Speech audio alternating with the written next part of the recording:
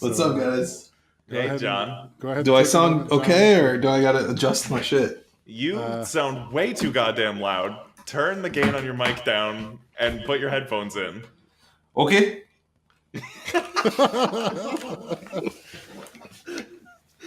How is this not an established process for you? Like, how do we have to go through this every episode? Because I only ever use my headphones to record with you guys, and then I unplug it and I forget about it for a week. How do I set my default devices, man? He doesn't remember his devices. Jesus Christ! How many? What? Clock is ticking. I can't believe you don't know how to do this.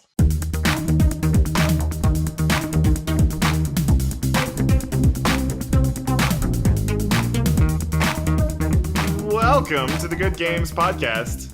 My name is James. I'm Leo. And I'm John.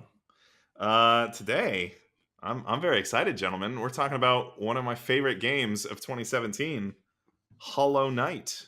The Hollow Knight. The hollowest of the knights. Now, you guys both had a chance to play this, right? Yeah. But not necessarily finish the game. Correct. Yeah, that game's hard to finish. Yeah. That game is hard, full stop. But this is like, I would guess, both of your like first like real Metroidvania, right? Oh. It's I probably don't the know. one I've put the most hours into. As Yeah. opposed to, Like Castlevania.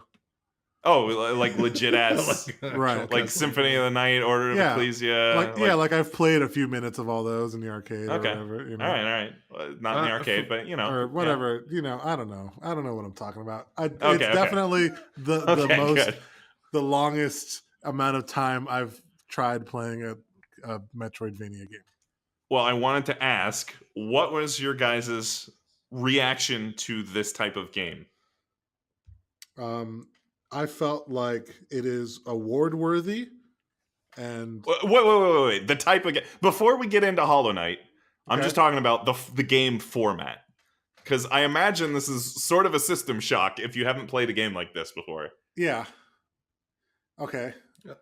Well, for me, like it probably evokes more like old school memories than anything else because Okay. that game, I think the game mechanics are reliant on you not really knowing anything about the world and like Oh, yeah. kind of stumbling upon things. Oh, and yeah. then counting on you to remember on your own what like things are linked together. Mm-hmm. And I thought like, oh, okay, this is old school game design, but I think it plays well to itself. Like it's a nice change of pace from the rest of the industry where like everything's a tutorial, everything holds your hand, like here's markers and checkpoints that tell you how to go everywhere, and like it's just a linear path as opposed to like 10 different approaches on everything in the game. You know, I went back and played a little bit of Hollow Knight before we started talking, just to refresh my memory, because I finished this game, I don't know, whatever, several months ago.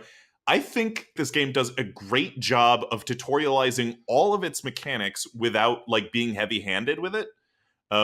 So it does a great job, like in the very beginning of the game, you have to, in order to progress out of the like tutorial zone, it drops you in a hole, and you have to figure out what the jump button is to get out of the hole. Then there's a wall in front of you. You have to slash the wall with your sword.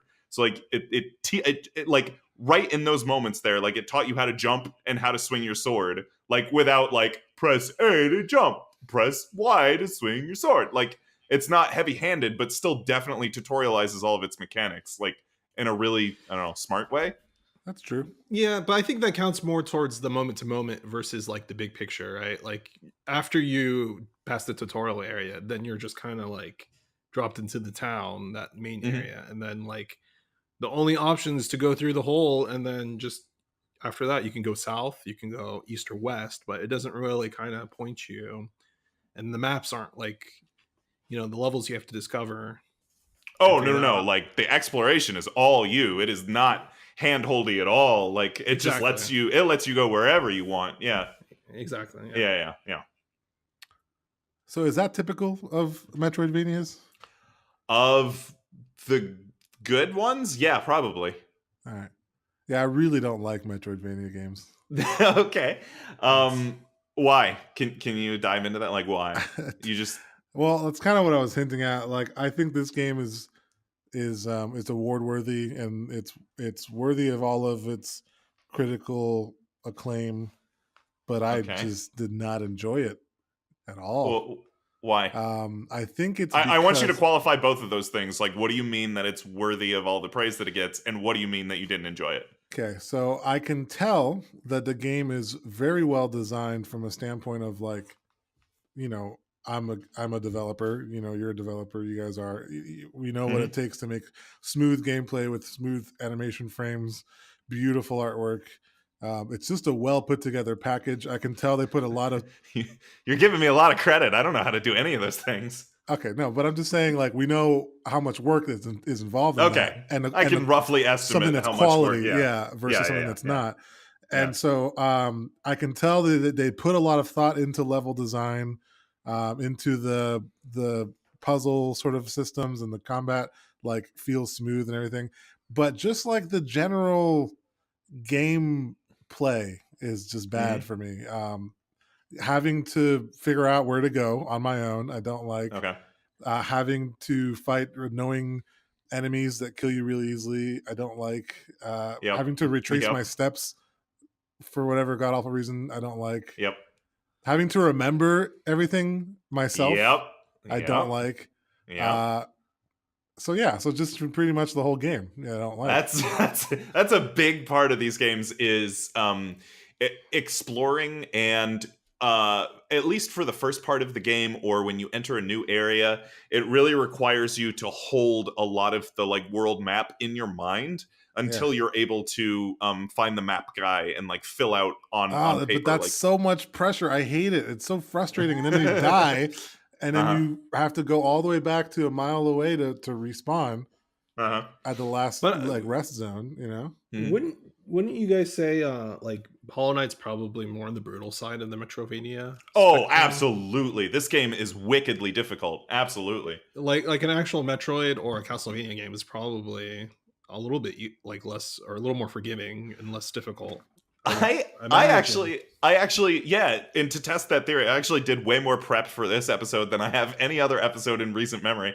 I went back and played a little bit of Super Metroid just because I felt when I was replaying Hollow Knight for this episode, I felt like it was drawing a lot more from Super Metroid than I remembered, and I wanted to test if that was true, and then went and played Super Metroid. Um, Super Metroid is difficult, but like in a different way. It's like the mechanics are just not as like smooth and like It there's probably controls differently and yeah it enemies attack differently and all that. yeah, it just like I felt like when I was playing Metroid, I felt like there was so many times where like I got hit and there was nothing I could really do about it. Where like in Hollow Knight, the controls are so tight and the enemies are so well designed. Like when you get hit, you're like, oh fuck, that was my fault. Like I got hit just like walking around the world in Metroid from like an enemy that was off screen, or like an enemy will just like fly into your space and like unless you have like lightning reactions, you just take damage. You're just like, oh, that sucks. So I mean, they're both kind of hard, but in different ways.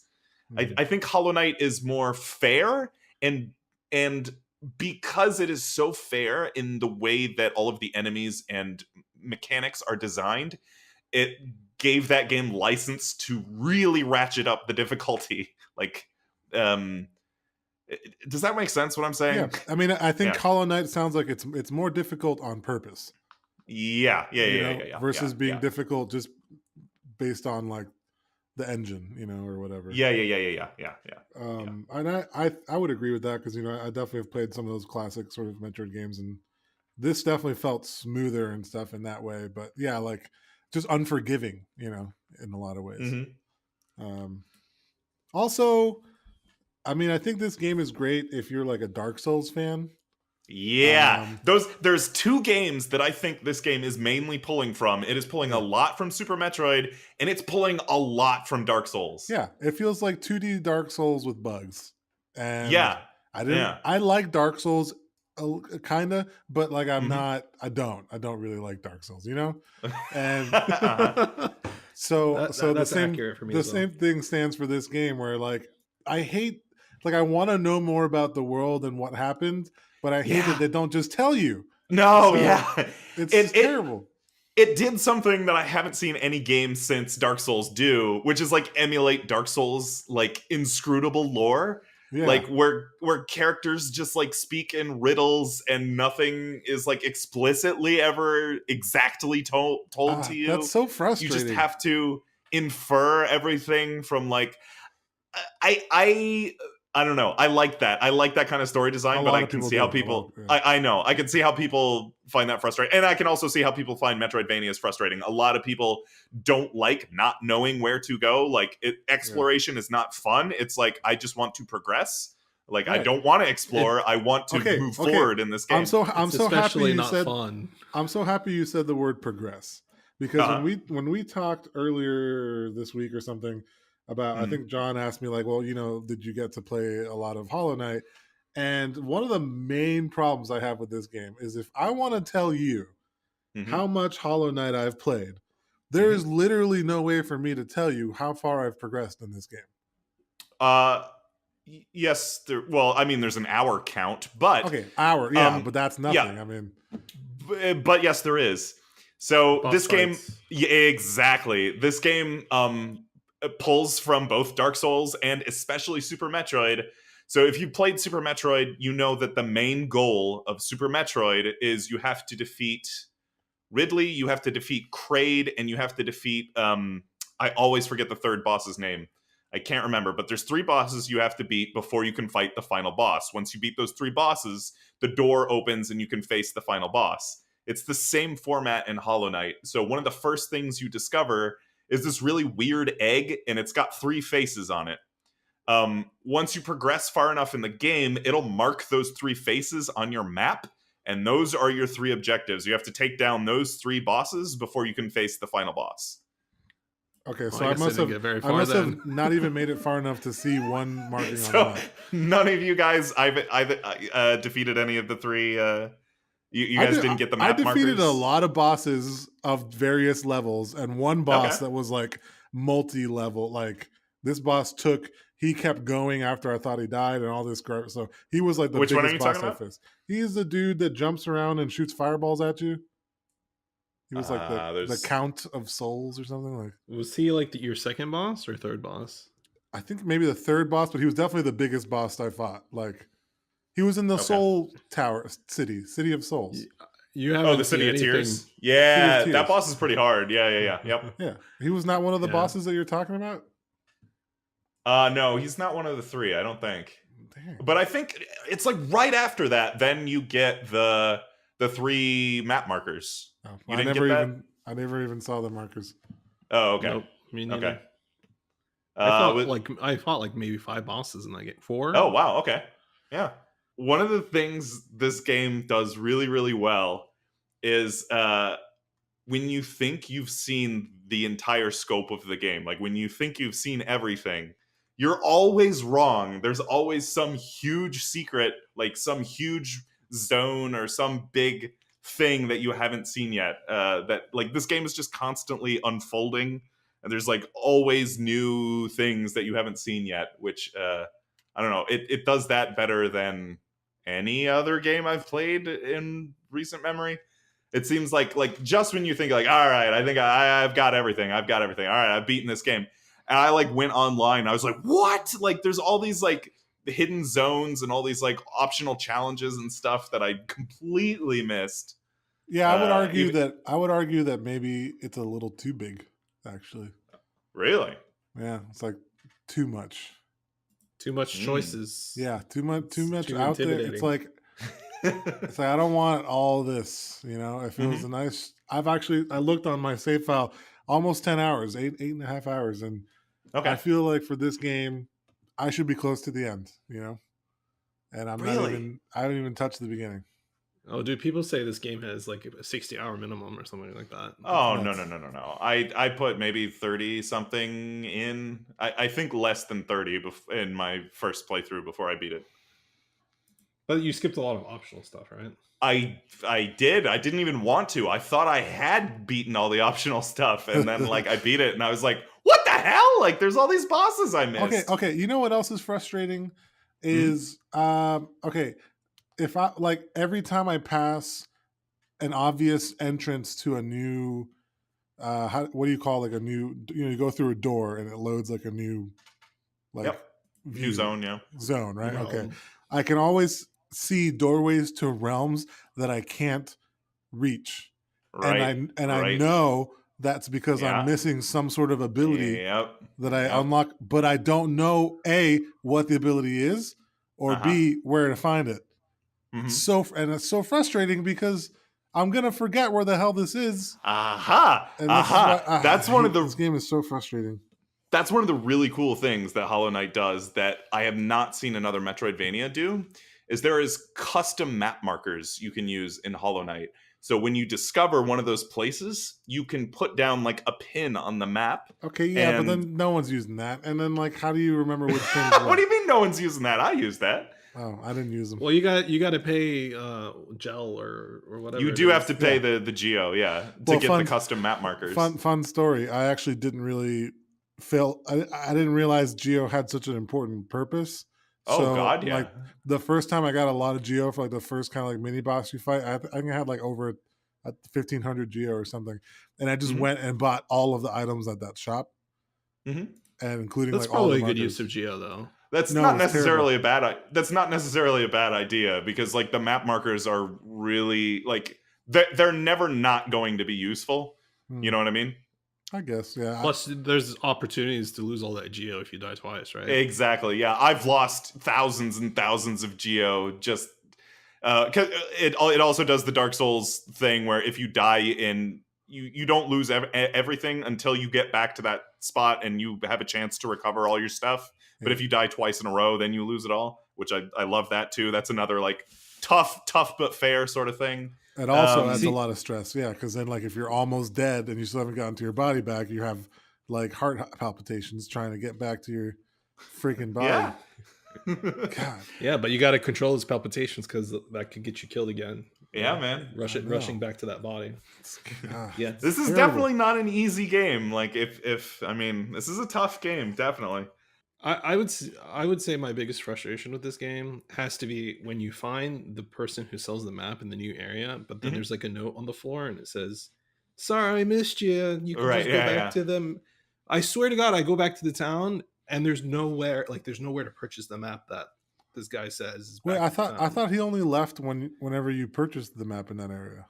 That's I think the first time you can miss him, and after the first time you miss him, he'll go back and put that map in the town, I think. But subsequently, I don't think he leaves until you definitely find him Yeah, that's what I thought. in any like zone going forward. I think that's how he works. And It's- also, it's how is that fat poorly bug getting explained. through all the stuff you're getting through? Yeah, that's the thing I like. Like, what? How are you here? Yeah, what? This old like limpy dude come on. Mhm. Yeah, the other thing I know that it's pulling from, because I think the developers have like somebody's like, oh, you guys were like influenced from Dark Souls, and they're like, yeah, I guess. No, this game is like definitely, especially all the way down to the healing mechanic, because that's one of the smartest things that Dark Souls does with the Estus Oh, right. flasks. Yeah. Because when you take a drink out of the Estus flask, your character, you heal, but your character is required to stay motionless for like 3 or 4 seconds, which in the middle of like a fight is usually a bad idea. But it's the psychological thing. When you take a lot of damage, you're like, oh God, I gotta heal. But that's like usually one of the like worst options you can pick is just stand still for 4 seconds. Yeah. Right. So it's like one of those things like where like you die trying to heal yourself and you're like, ah, Jesus, that was my fault.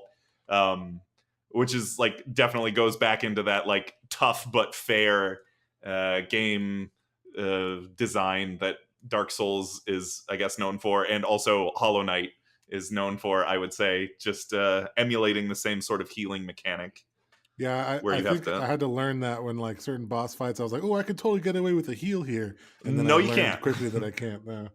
Yeah, because not only do you take damage, but your healing is canceled, so like you lose twice.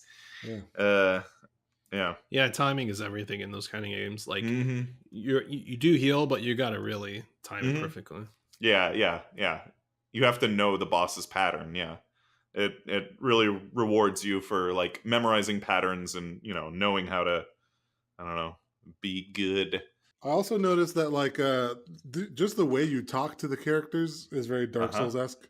How they're just always in the area, like looking off into the horizon. They Yeah, just say yeah. like one phrase to you. Mm-hmm. Yeah. I do like the like Hollow Knight nonsense speak. The like Bathanada, like Yeah. yeah, Yeah, the I like like that. the just gibberish, whatever. Oh yeah, some of those sound effects are amazing. Yeah, God, Jesus, the sound design in this game is very good. Very good.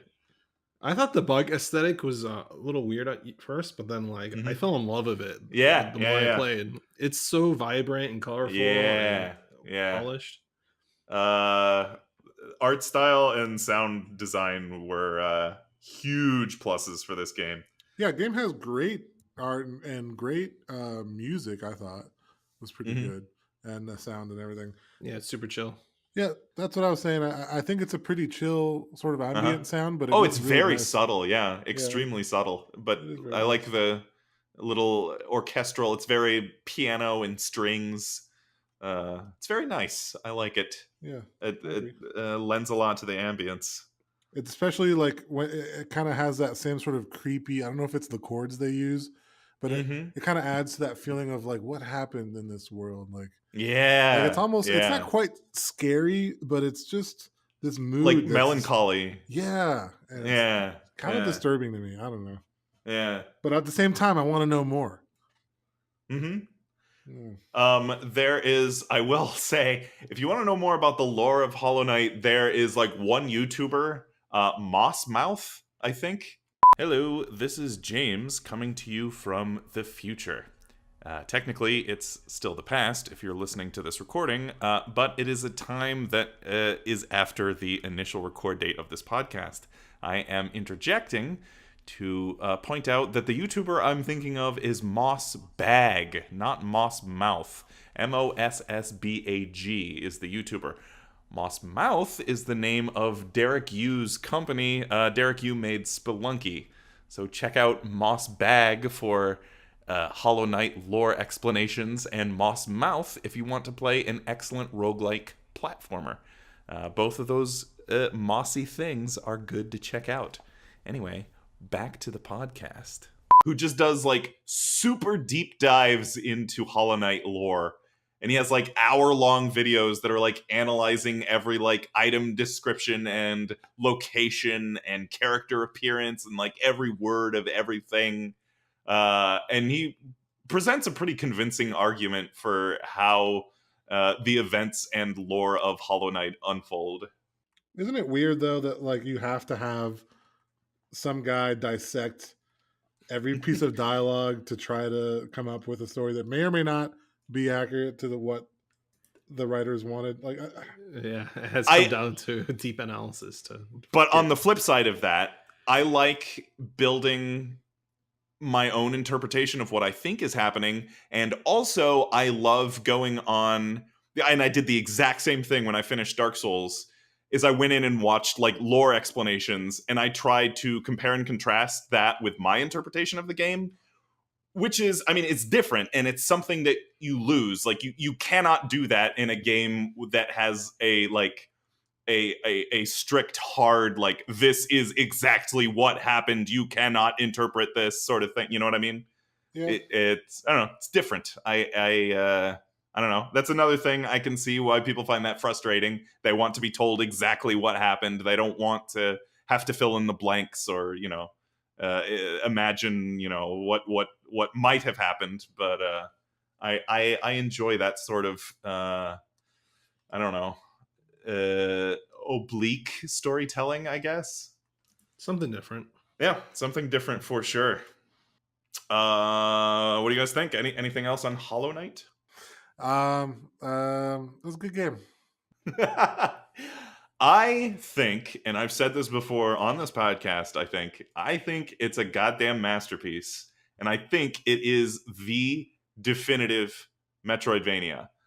I think, I mean, the Metroid series has been that's been absent for a while. I know they're working on Metroid Prime 4. Obviously, Konami apparently doesn't even make video games anymore. God knows if we'll ever get another Castlevania game. I know Koji Igarashi is working on Bloodstained Ritual of the Night. In the meantime, I think Metroid and Castlevania, the throne has been usurped Wow. by Hollow Knight. It is the best, the definitive Metroidvania game. Okay, strong words. Yeah. Okay. That's, for my money, the best. Yeah, I don't have such a strong opinion as you, James, but I definitely can see how it's a masterpiece, and I can see how the game gets all that respect, and it deserves it. Right. Yeah, that's kind of how I feel. Like, I definitely can tell it's a good game. You know, Mhm. maybe Just we'll not see. for you. Like, maybe it's a great kind of like casual thing. I'll just like hop into, and then if I die in a boss fight, I'll just give up for a couple of months, but then I'll just come back and Yeah. slowly finish it over the next like 5 years. We'll see. Yeah. That's one of those things. The beauty of the Switch is like, hey, I have my Switch. What can I play? And it's Yeah. like, oh, I'll tell you It's what, on the there. Switch is the perfect platform for it because I might actually Yeah. finish it with it being on. But if I was playing this on Steam, I would never finish this game. I have Yep. way too much other better Yep. things to do it on my just PC. goes into the backlog forever. Yeah. Right. Forever. I mean, this game came out on Steam in 2017, and there was like some mild buzz about it. And then in 2018, when it came out on the Switch port, like suddenly everyone was talking about how great this game is. I was like, yeah, I know. Like, it's there was really an good. article on Reddit the other day. It stated that Hollow Knight sold a total of 2 million copies over the past like 3 years or 2 years. Uh-huh. Wow. Yeah, it sold a I lot. believe it. Yeah. Yeah, definitely. I would guess it's probably more than 2 million almost seems small to me. But I know they've sold a lot, which is awesome. Good for them. All right. Hollow Knight, it's good. It's good. I'll give it my 2 thumbs up. Okay. What's your judgment, John? 2 thumbs up as well. Oh, ooh. All right. I'll give it 3 thumbs up. That's a total of I had to do math. 5 thumbs up. Seven thumbs I up. think that's still wrong. Wait, what? Oh, oh shit! That's 7 thumbs up. You forgot our thumbs. I can't count thumbs. I'm not good at thumbs, guys. All right. Out of how many thumbs though? Out of 23. Good. That's pretty good. That's a pretty good score. 7 out of Solid. 23 thumbs. That's pretty good. Our top 5 for this episode is our top 5 favorite game worlds, because I think the one thing we could all agree on was the game world and the aesthetics of Hollow Knight had a lot of care and effort put into them. So we're going to be talking about our top 5 game worlds this episode. All right, so I struggled to come up with. I mean, there's a lot of amazing game worlds out there, so I struggled to narrow it down to just 5. But I think a lot of the games that come to memory is kind of just how I went with it, and I'm sure I missed some really good ones, but nevertheless, my number 5, it's a game that was extremely popular. I think it's one of the highest selling games of all time. Everyone knows what it is. It's probably played one of the games in the franchise. It's GTA 5. And the reason Nice. why I picked GTA 5 is because that particular world is probably their biggest one yet. And it's extremely detailed. And I know as I played that game, it's just like there was no way I even covered probably like 10 or 20% of what that world had to offer. And so, yeah. I think that pretty much covers why GTA 5 is like the definitive open world experience. Nice. So yeah, for top 5 game worlds, I intentionally left this kind of generic, because what does that mean? Like, what is a top 5 game world? Like, what? Does that mean like good level design? Does that mean more like Grand Theft Auto 5 where it's like really detailed and high fidelity? Or does it mean like you enjoy the aesthetics of the world. Like, what does that Yes. mean? So I have a combination of all of those things for mine. My number 5 is when anyone asks me, like, hey, if video games were real, man, what world do you want to live in? Who asks you I that? would. No one asks you that. My wife has asked me that before. Okay. And I told her I want to live in the world of Pokemon. Are you kidding me? That is the best world. That's true. Like I can like walk outside and there's like a dragon and then I like throw a ball at it and now it's my dragon. That is awesome. Like, no, you gotta beat it up first, bro. What? Right. I have to beat this dragon up with another turtle, I guess, and then I get to keep this awesome dragon. I can be like, "Hey guys, check out my dragon," and you're like, "Whoa!" And you're like, "What do you trade for that dragon?" I ain't trade shit for this dragon. This is my fucking awesome dragon. And also, by the way, the best part of Pokemon, I don't know if you guys have noticed this, but like if you go into like any house in any Pokemon game, and, like talk to the residents, Yeah. all of the residents are always saying how they're like using the Pokemon for basically slaves. Like they're like, oh man, like my like Machamp is just like, he's like my mover guy. I just like tell him to pick up heavy stuff and move it around the house, and he just does it, and he's my slave. I don't know about the ethics of using Pokemon as slaves, but like if that's like a thing that is okay, like well, they're if soulless Machamp, creatures, so Well, isn't there like a lore piece to that, right? Didn't like Professor Ash said they just suddenly showed up in the beginning of the game, and like we don't know what to do with them or what. So we purpose is? enslaved them. we're obviously the better race, so just Right. We threw balls at them and made them our slaves. Well, assuming that there's no ethical problems with that, assuming like Machamp consents to be like my personal strong man around the house, like that's awesome. I want to live in this world for sure. In a world where I can like go outside, catch a dragon, and then like get on its back and it's gonna fly me around town, like me to work. That's awesome. If you think about it, Machamp is probably going to do anything to not be cooped up in that little ball you keep him in. That's true. He's like, please, I'll move more furniture. Don't put me back in the ball. So yeah, really, it's actually quite sad. Right. Well, his other option is getting sent to Professor Oak to be dissected. And right. Or fighting in a basically like a street fight against other Pokemon. Jesus. The world of Pokemon is really dark. No matter, like, if you start diving into it, like, all of the possibilities have, like, bad implications. That would be a great, like, another, like, manga or something would be, like, from the Pokemon's point of view, If you don't think about it too much, the world of Pokemon is, like, one of the best video game worlds. As long as you don't think about it too much. All right.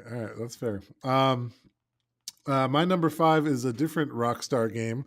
One that we talked about recently. It's Red Dead Redemption 2's world. Whoa. The world of Red Dead Redemption 2. It's full of mystery. It's full of various degrees of like terrain and everything in terms of like the physical world. The lore wise of the world, it takes place in a time where the Wild West is dying and civilization is just starting to begin. It's based on our history, but it also has kind of like some weird, like, there's hints of I don't know, UFOs or something, there's little like what hidden, there is there's like little hidden, because it's Rockstar Games, they're gonna have some sort of like hidden goofiness. Oh, okay. So I guess if you do some YouTubing and like kind of look up like Easter eggs and all that sort of in-depth things that you don't really see if you're just playing through it without like seeking that stuff out, there's all sorts of little tidbits and everything that hint at just kind of like all the little Easter eggs in that world. It's quite fun to explore, and yeah, somewhere I like to visit often. So my number 5 is I don't know what you call it, fake Wild West, Rockstar's version of the West. I don't know what. Red Dead Redemption 2. That's a Western video game, the Western movie, but the West. Form. There you go. Yeah. All right. Yeah. So my number 4 on the list. It's a pretty unusual number 4, I would say, but like I've been thinking about this game a lot, and I don't know. I think it's extremely colorful, extremely vibrant. It's Yoshi's Island for Oh, Super damn. Nintendo. Okay, yeah. Mhm.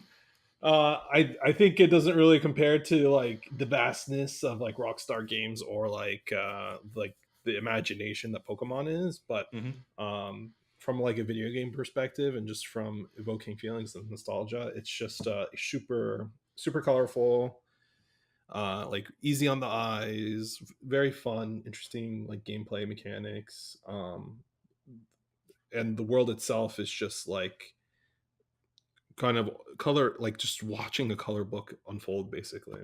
Mhm. So yeah. Yeah. Nice. An aesthetic choice for John. My number 4 is also a Mario game. Uh, it's also a papercraft game.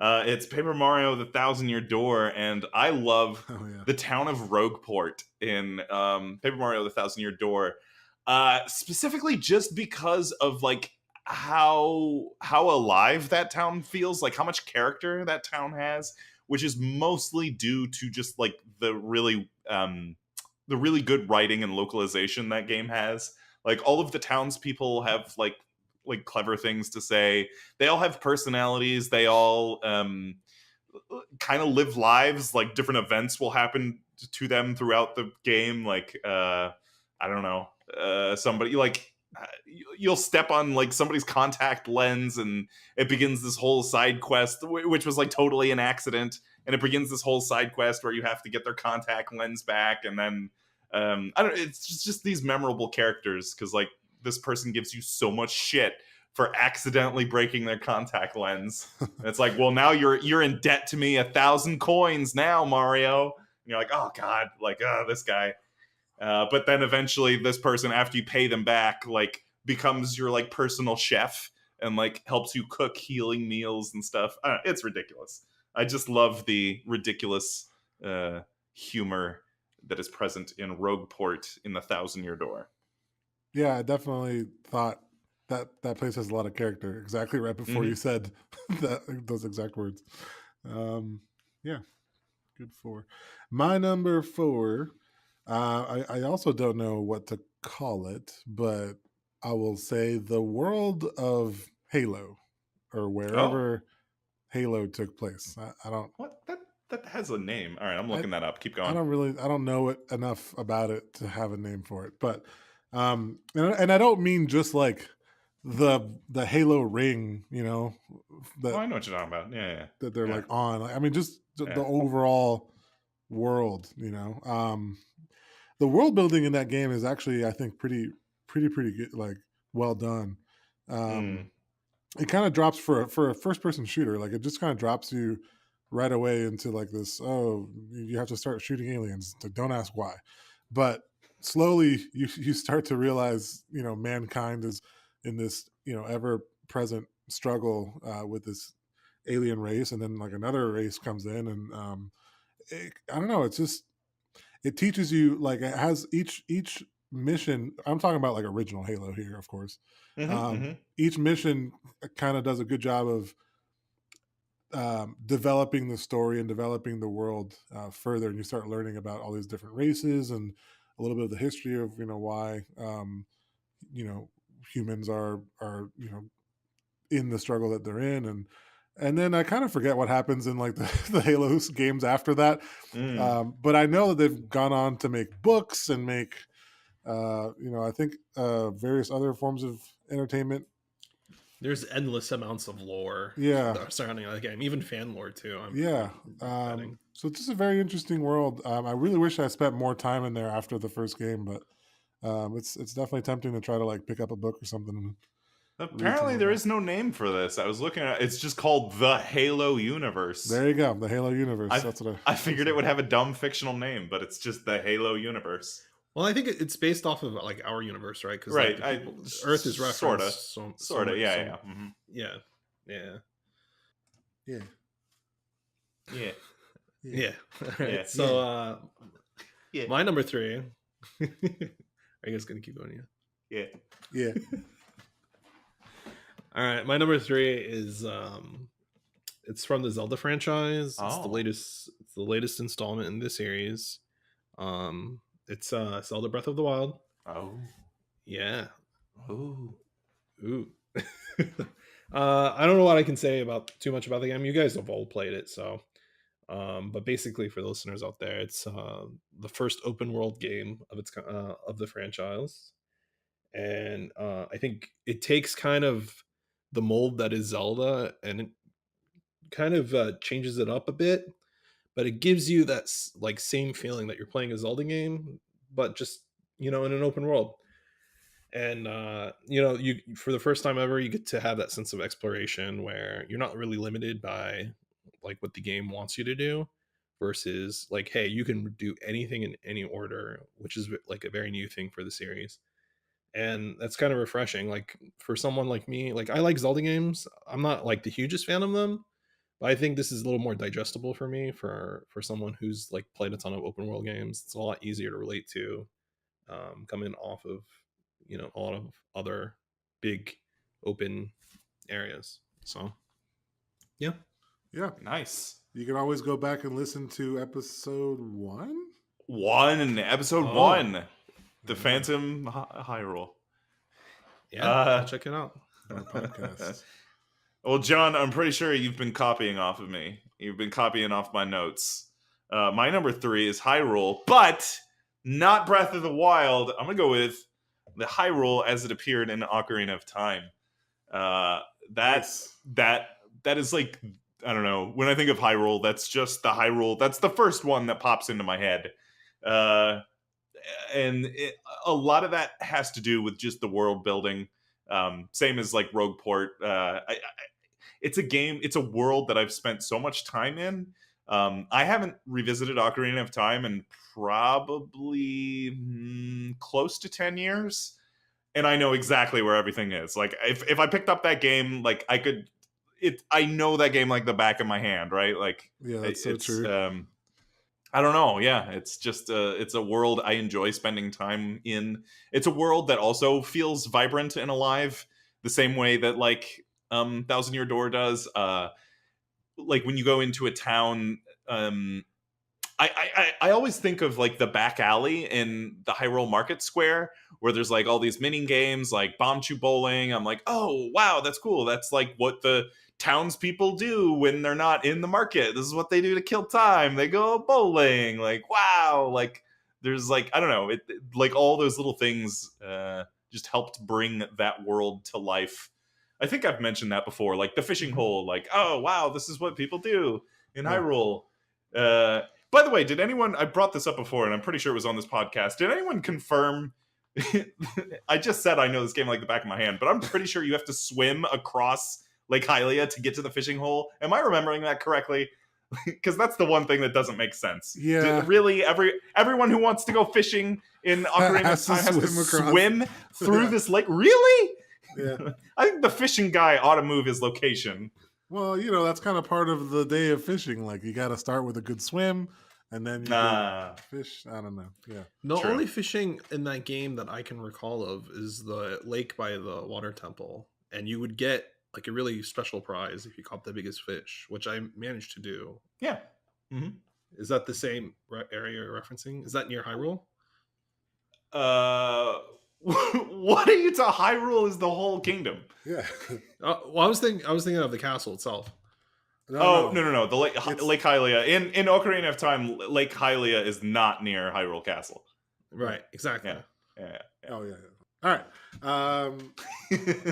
My number 3 is John's favorite game, The World of the Witcher.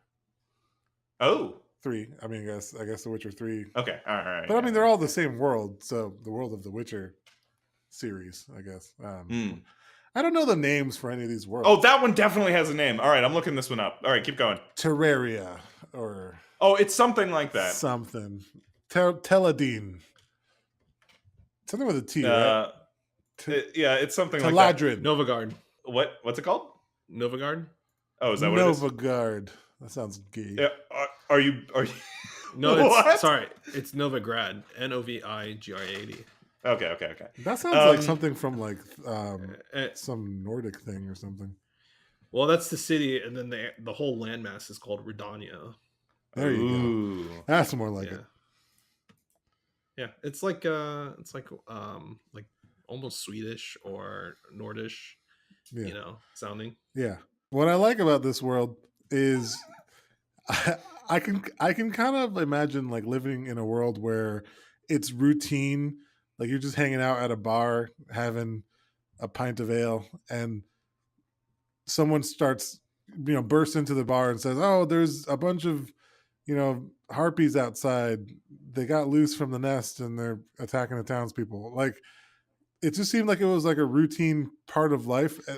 That then there's like this hunter guy's like, "Oh, well, I'll take care of it because that's kind of like what I was raised to do," and everyone knows who you are because of the sword you carry or whatever. I don't know. It was this really cool sort of narrative of everyone knows like what kind of person you are right away, and they're always asking you for, hey, can you help me out with this? Can you help me out with that?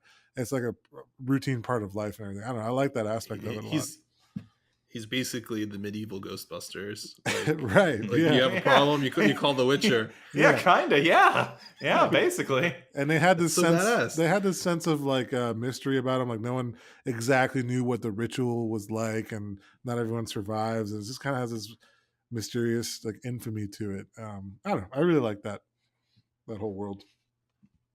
By the way, speaking of worlds that have really dumb names, I thought this was The Witcher, but it's not. It's Dragon Age. You know the name of the world in Dragon Age? Dragonland. I forgot. No, it's called Thedas. Thedas. Thedas, I think is how it's pronounced. Thedas. The Das. The Dragon Age setting. Thedas. Oh, come on. I just ruined it for you. I ruined it for you. You did. That is literally why it's called Thedas. That's dumb. Yeah. Oh, it's very I didn't dumb. know that. Undo that, James. No, well, I ruined that one for you. I'm glad. All right, moving on to my number 2. It's a game I've been playing recently, and I've been talking about it at work with James a lot. And it's really good, and you might hear me bring it up later too. It's Resident Evil 2. Oh, you might hear us bring it up real soon. Yeah, or no, I mean, I'll probably mention it again when we talk about recommendations. So. Anyways, I guess in the greater scope of the universe, it's like Raccoon City is the area this game takes place in, and I think as far as the game goes, it is probably the only like horror-esque survival type game I've like completed all the way through. And I think it does a really good job of kind of screwing with your your playthrough. Like it's such a different type of game from like any of the other games in the industry.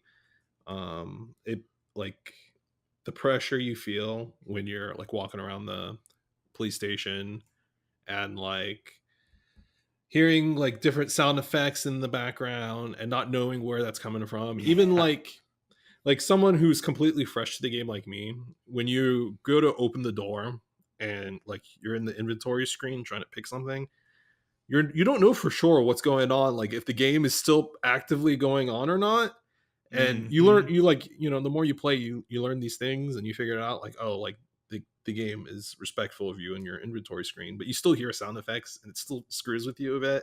Yeah, no, God, that police station can be like an entire semester-long course on great level design, which, by the way, maybe we can dive deeper into this in the very near future, because I'm pretty sure we're doing our next episode on Resident Evil 2. Spoilers, I guess, whatever. Spoilers for our own podcast. But wait a minute. So, was it you, John? No, I guess that was Leo. Shit. I was going to say, so much of Resident Evil 2 is... Who just turned a fan on? My wife is shutting the garage door and it's right under me, I think. Okay. Oh, right. Yeah. Say it again. I was going to say, so much of Resident Evil 2 is... exploration. Like that game, there's a lot of times in that game where you are not explicitly told where to go, There's a lot of times where you just have to fumble around and figure out where you need to be next. It's a little bit of that Metroidvania game design. Yeah. And it's a different kind of like traversal. Like in something like Hollow Knight, it's very brutal, but in this game, it's just very psychological, right? Oh Like, god, you are never not feeling stressed in Resident Evil. exactly. Yeah. So it's Well, just this is like- why I it's don't just play like- any horror games. I mean, so Oh well, prepare yourself because we're gonna play some Resident Evil 2 soon. I'll be playing it in the daylight for the next 2 weeks. Yeah, yeah. Fuck, where are we? Oh, yeah, John, you're still copying off of my notes. My number 2 is also a horror game, not Resident Evil, but another popular horror franchise. My number 2 is The Town of Silent Hill, Oh, as it appears in Silent Hill 2.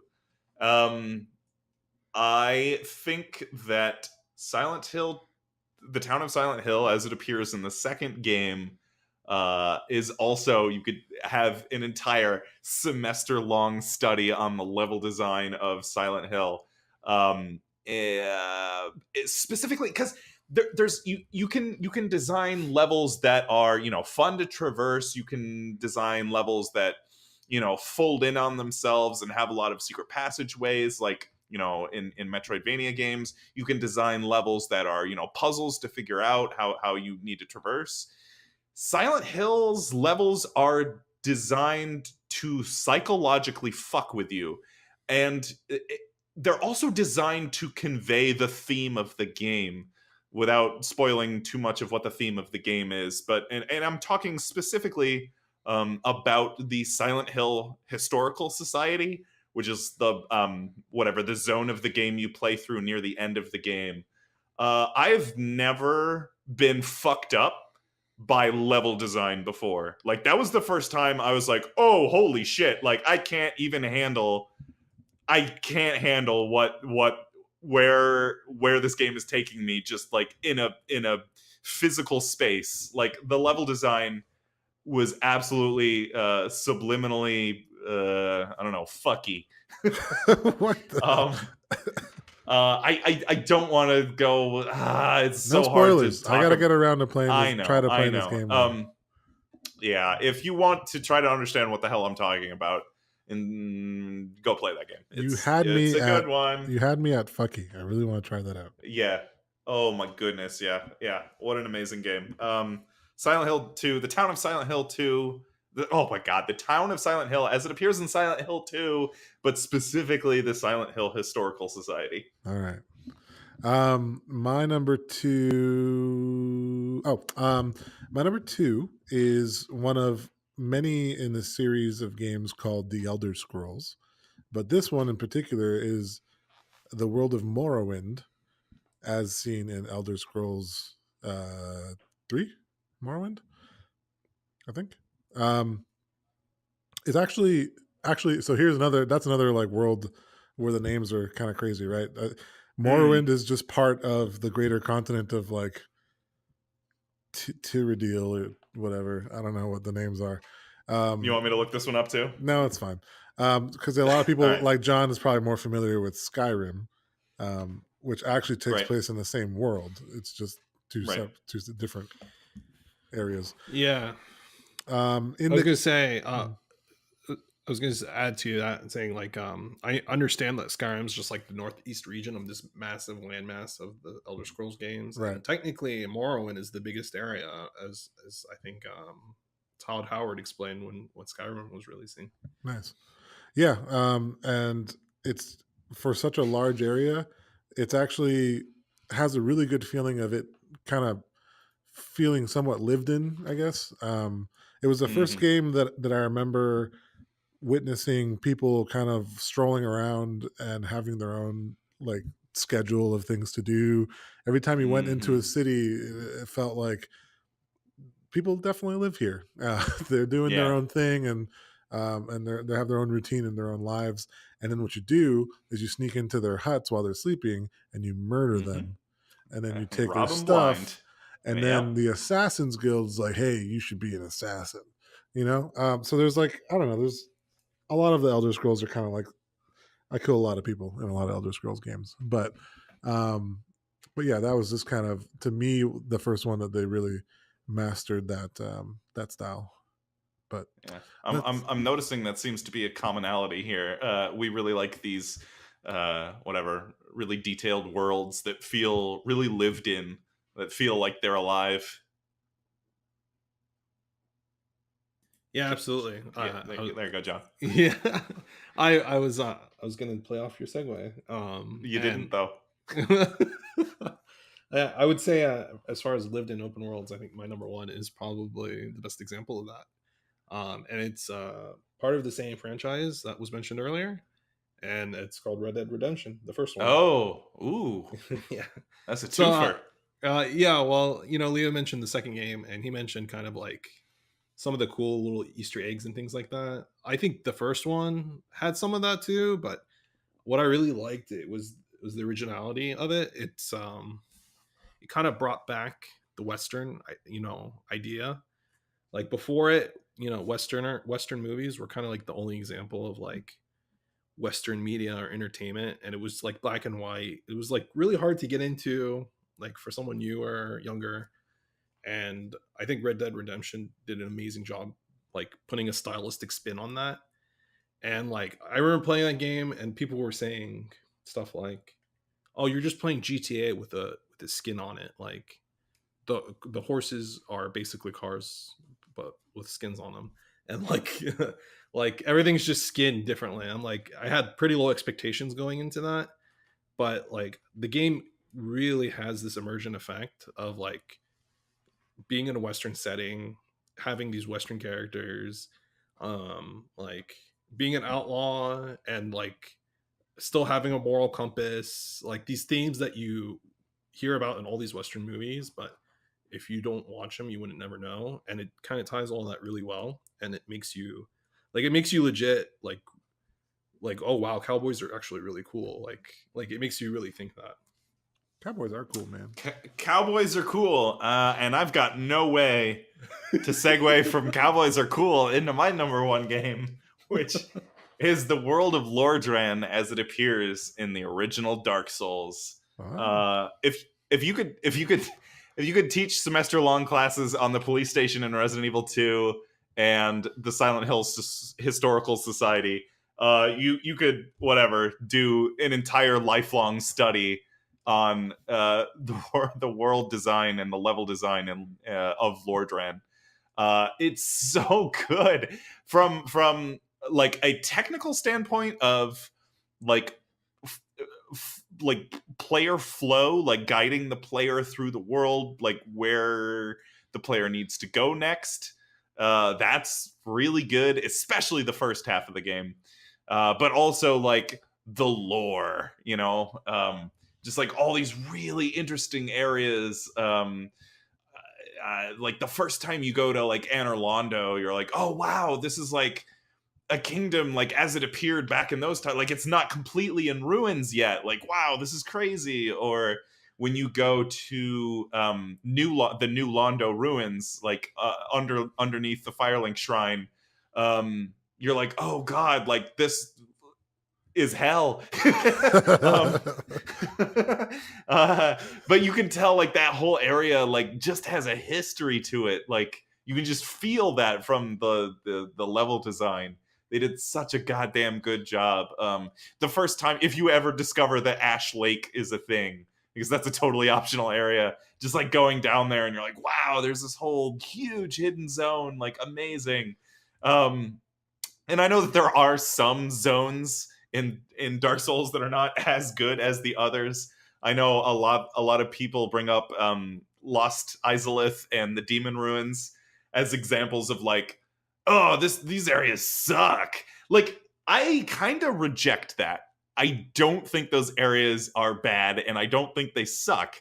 I think they're just average, but like strictly because they are average and because the rest of the game has like this like amazing like unparalleled level design, these like strictly average zones really stand out and you're like, oh, like okay, I've transitioned from like amazing level design, like this is what amazing level design is like.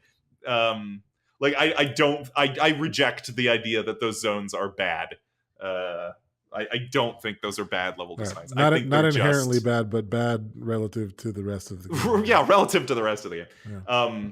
Yeah, I just wanted to qualify that in case somebody's like, oh, I don't think it's that great. Like, what about these areas? Like, I know that they exist, and I don't think they're as bad as people say they are. The Dark Souls world is the lore is really what attracts me the most, and like so much so Yeah. that I actually watched like videos trying to explain the history and everything. Are you fucking mocking me right now? No, or I are did. You being No, serious? well, What the fuck off? Then why were you criticizing Hollow Knight for having the No. exact same storytelling lore?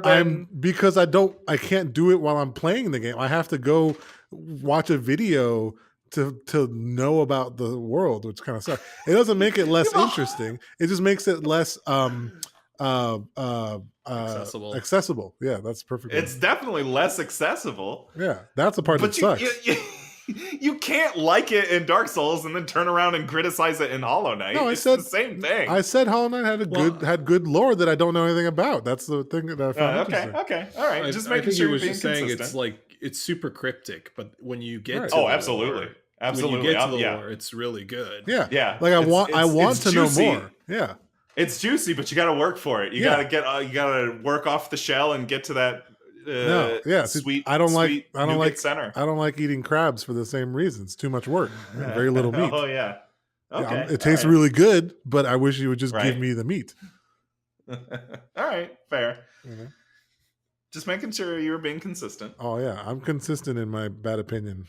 Yes. I don't think it's a bad opinion. It's a popular opinion. A lot of people don't like that style of storytelling. I do, but I can see how other people don't. I think I would enjoy Dark Souls and Hollow Knight about 1,000% more if you just wrote up a quick 5-chapter book about the story and just handed me that.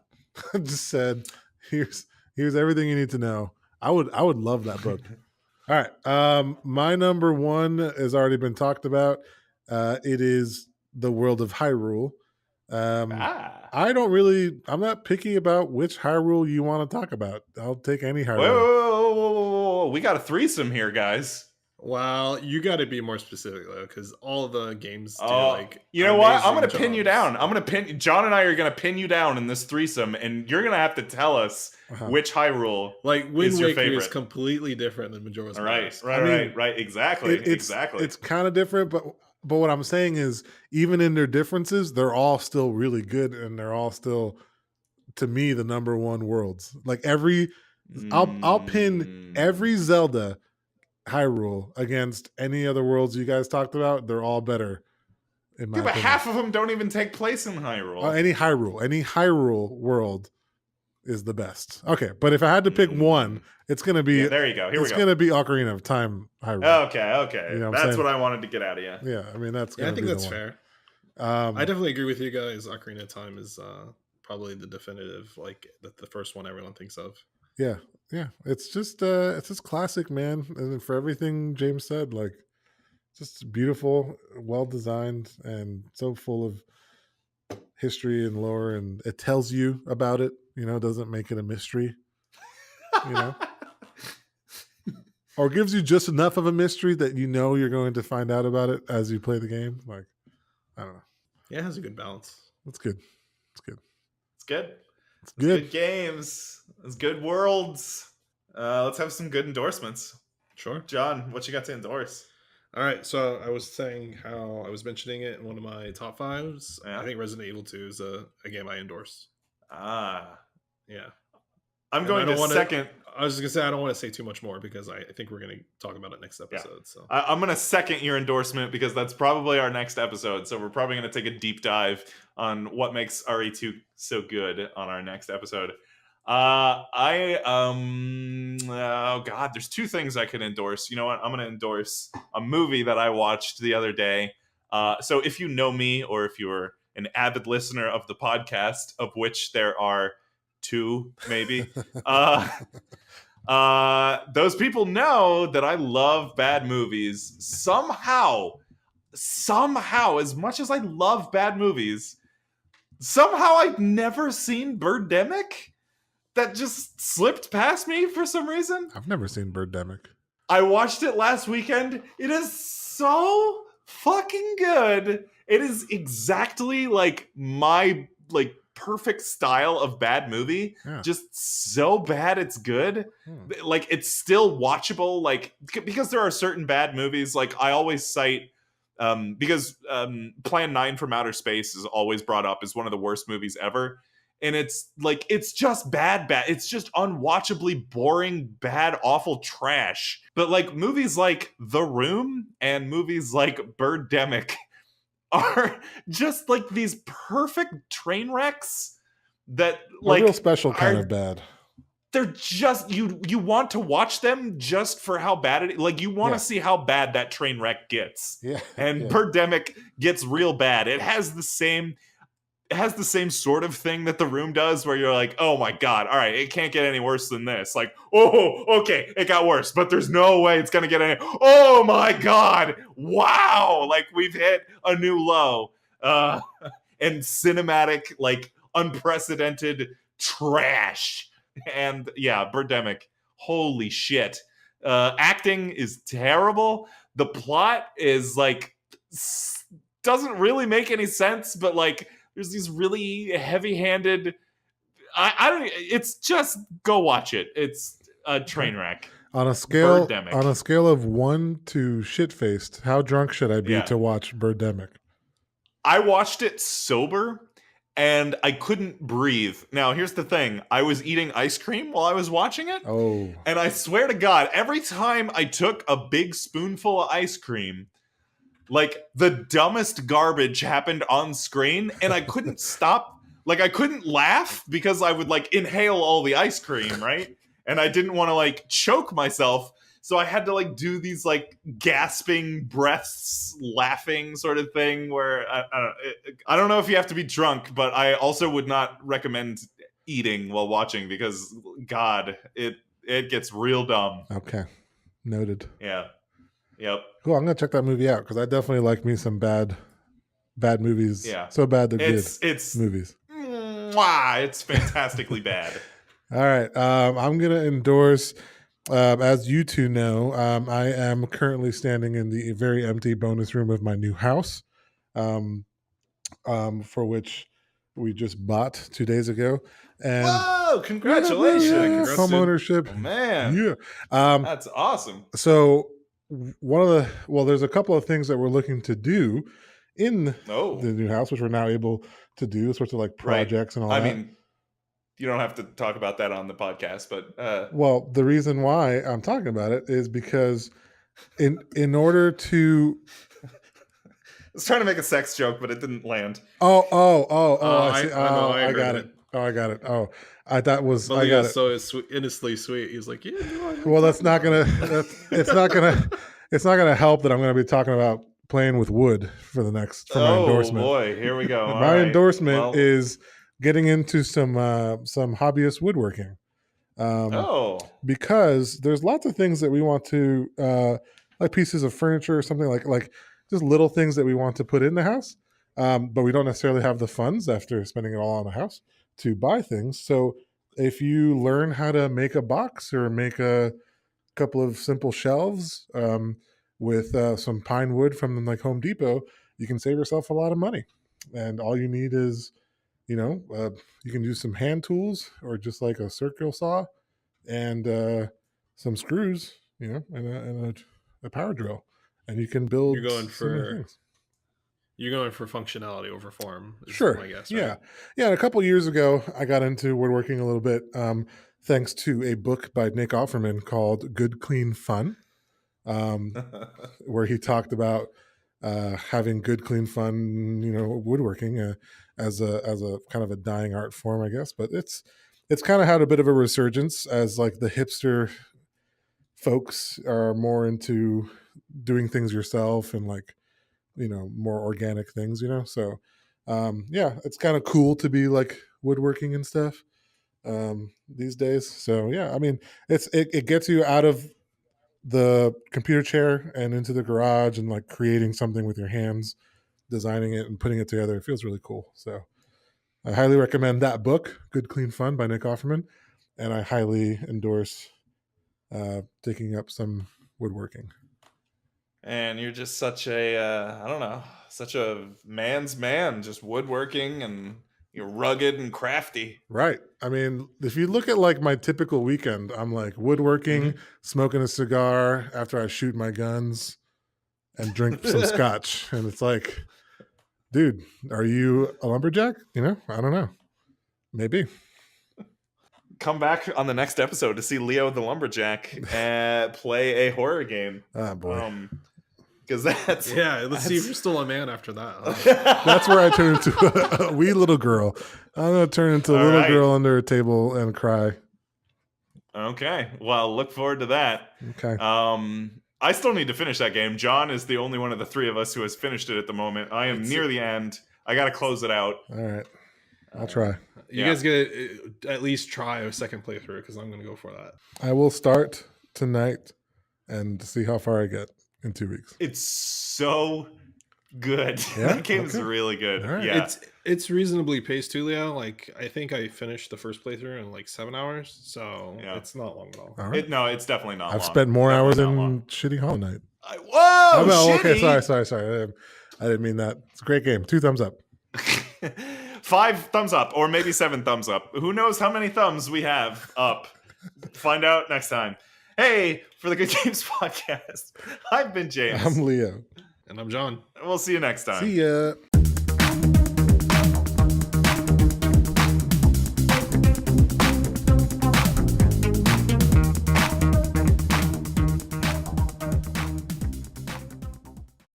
And later, like the big thing about this particular game, or I guess I'm sure he appears in the other games, is the infamous Mr. X, which is this character that the game just drops on you. You have no idea who he is, and he starts following you throughout the world. And it's just like another level of psychological torment on top of what the game already does, because you have this pressure of like trying to get to the next area in the game or in this police station and trying to like figure out how to get out. And then you also have this guy that's like chasing you out throughout the whole police station. So you just have like 2 bands of pressure forward and backward the whole time. That's what she said. The whole time.